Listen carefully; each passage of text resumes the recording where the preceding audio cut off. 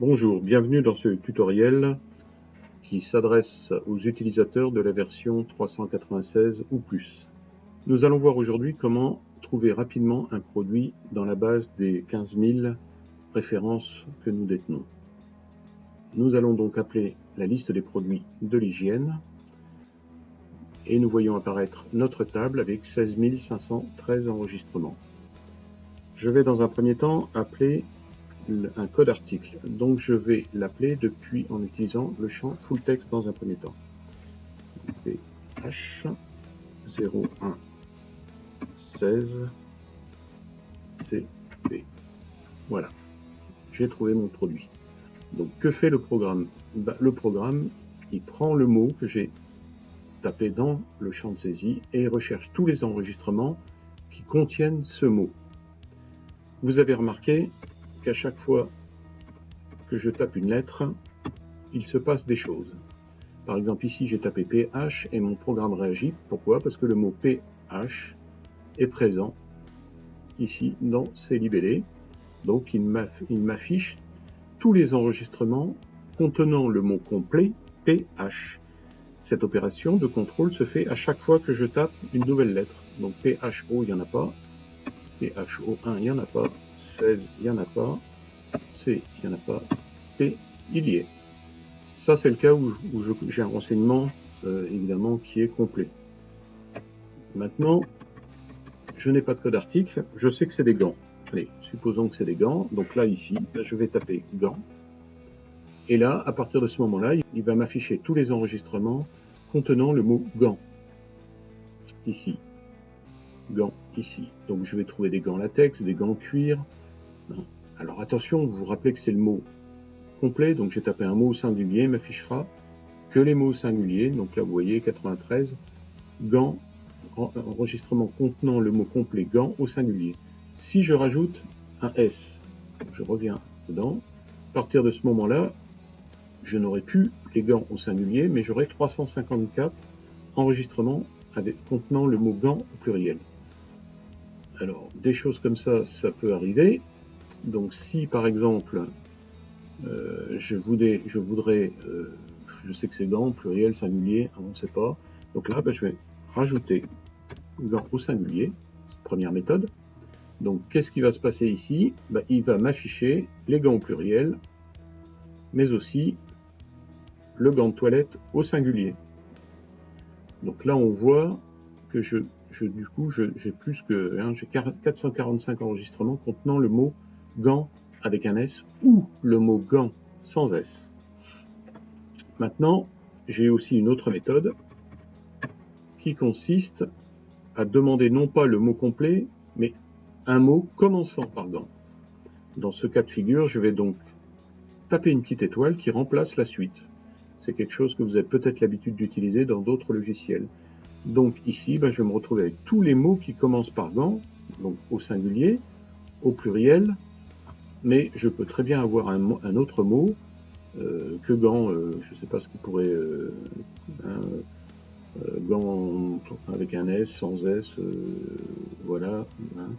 On peut trouver beaucoup de choses. Gant n'est peut-être pas le bon mot. Ok, donc si par exemple je tape Tor, voilà, je vais trouver Tor ici. Alors, subtilité, vous remarquerez Tor, espace K. D'accord? Si ça c'est une erreur, je pense, de saisie dans le libellé, si je fais étoile, je vais me retrouver avec tous les mots commençant par Tor.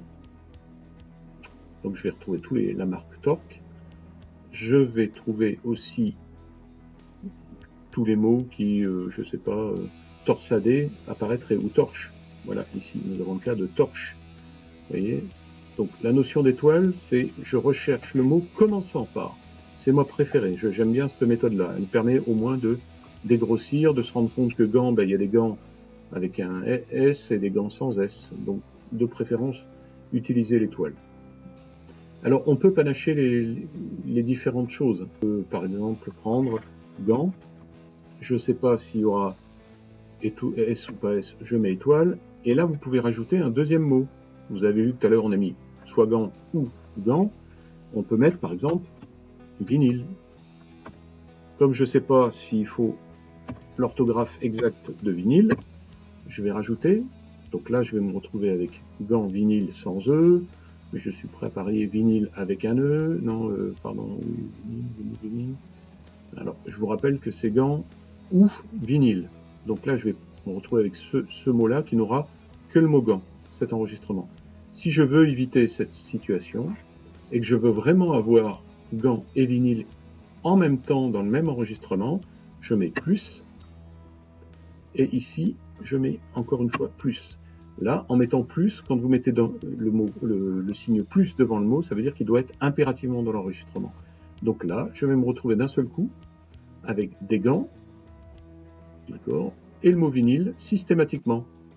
Si je ne trouve pas ça dans le même enregistrement, ça n'y est pas. Donc là, ça me permet de réduire quand même mes enregistrements à 38 pour chercher des gants vinyles. Alors, vinyle avec un E, mais il se peut aussi qu'il y ait des vinyles sans E. Voilà, je ne sais pas où. Donc, voilà. Donc, le signe plus, lui, vous permet d'avoir impérativement le mot. Au même titre que si vous ne voulez pas que le mot y figure, dans ce cas-là, je vais laisser quand même vinyle parce que sinon ça va me donner des trucs, mais je vais demander à ce qu'il n'y ait jamais le mot gant. Je mets moins. À partir de là, vous voyez que ces enregistrements, moins d'une dizaine, 6, 9, 10, 10 piles, ici vous avez une tête de loup vinyle, il n'y a pas le gant, d'accord. Donc ici, tête de loup noir vinyle, le mot gant n'apparaît pas dans l'enregistrement. Voilà, donc il faut que l'enregistrement ait gant et vinyle. Hein, enfin, ne tienne pas gant, pardon, n'est pas le gant, mais est vinyle. Donc vous voyez les montages que l'on peut faire avec cet enregistrement. Donc je répète, si vous voulez qu'un mot ne fasse pas partie de l'enregistrement, vous mettez moins. Si vous voulez qu'il fasse partie impérativement de l'enregistrement, vous mettez plus. Si c'est du ou, vous mettez les mots, et c'est ou. Vous avez une grande flexibilité dans vos recherches. Ici, vous avez un petit bouton avec cliquez dessus, et vous avez une fenêtre qui s'affiche qui résume les méthodes que je vous ai montrées sur le full text, en utilisant torque comme exemple, comme mot d'exemple. Donc rappelez-vous de cette aide si vous doutez, si vous ne savez pas comment faire. Vous avez aussi la possibilité de rechercher par famille.